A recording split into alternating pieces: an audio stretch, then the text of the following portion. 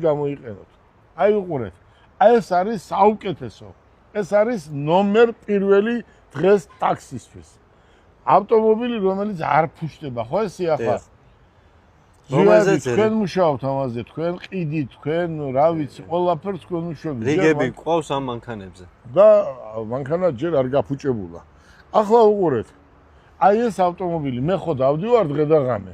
მე არ ვიცი, მე ამ ავტომობილმა მაგრამ მასიამონა. მოდი, თავარი, ჯერ გადავიდეთ ახლა ეს ორი მანქანა დგას აქ.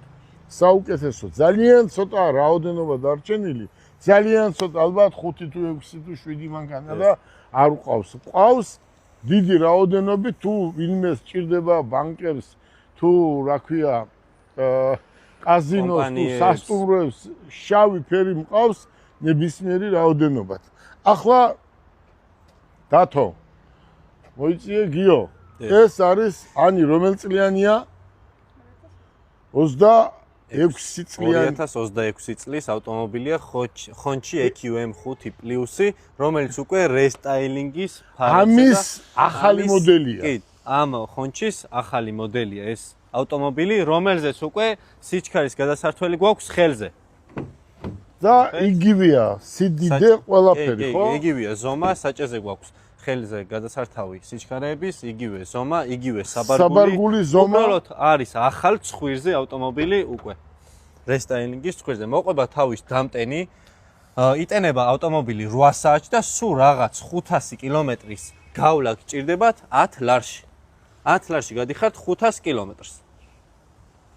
მე რა სიტყვი? კარგი მანქანაა? აი ახლა თქვენ უკვე პროფესიონალები ხართ.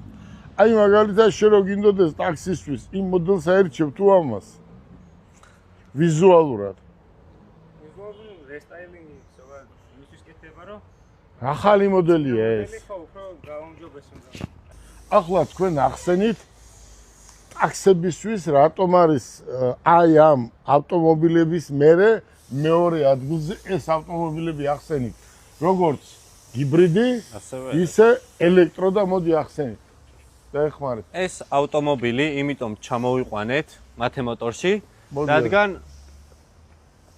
უფრო ნაკლებ ფასში გავყიდოთ ეს ავტომობილები და შეიძლება მომხმარებელმა ნაკლებ ფასში. ყავს როგორც ჰიბრიდი, ასევე ელექტრო.